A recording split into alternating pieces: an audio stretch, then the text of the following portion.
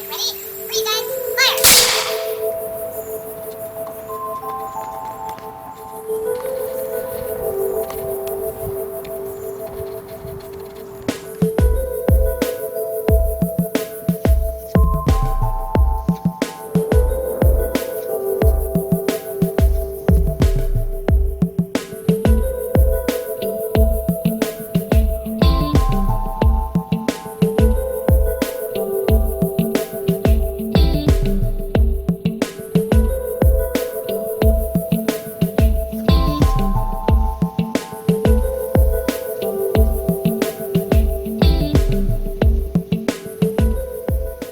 what's up guys? It's Drew doing my first product review.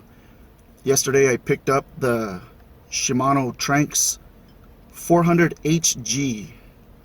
It's the A model, so it's right-handed. And I've been fishing it all morning. I've probably casted it maybe 100 times. Basically, I tried to get it to lash and I couldn't, but if I wanted to force it like any reel, I probably could have made it lash. I backed off the spool tensioner all the way out, but left the VBS stock the way that it came, which was basically one all the way out, one all the way in. And I wasn't able to get it to lash, even though the spool is slightly over full. That's pretty good in my opinion. They're running about 300 bucks for the 400 model, and I would have to say I wish I had my Lexa next to it. The Shimano is probably 1/3 size down from the Lexa 400, or I guess a better way to put it is 2/3 as big as the Lexa 400. It's got a smooth ball handle. I don't know if I like that yet. We'll see. As far as everything being tight and rattle free, it's a basic top of the line Shimano rig. So yeah, everything's where it's supposed to be and doing what it's supposed to be doing. There's only one complaint that I have at this point with this reel, and that's getting to the VBS system. For you guys who own the TRANX 500, you would turn a dial on the side and the side plate would pop out and pivot, and it would be anchored at the bottom so you couldn't drop it. That way you could remove the spool if you wanted to, but you could do it one-handed.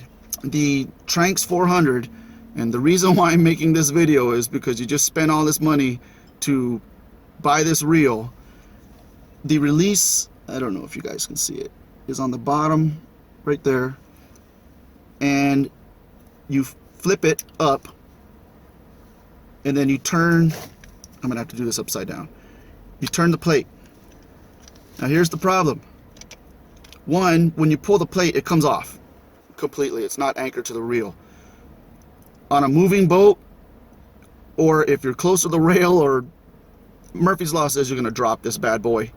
So be careful. Know that when you pull this off, when you pull this plate, that it's going to come free.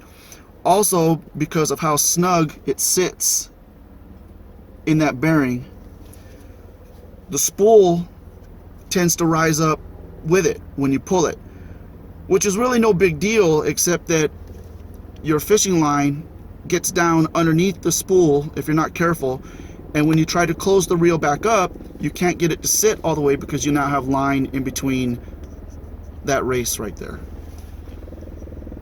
Then you got to put this bad boy back on,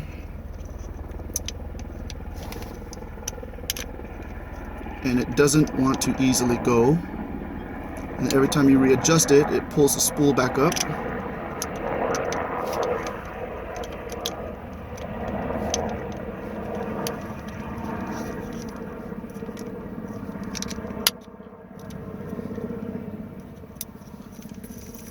Well, that was easy.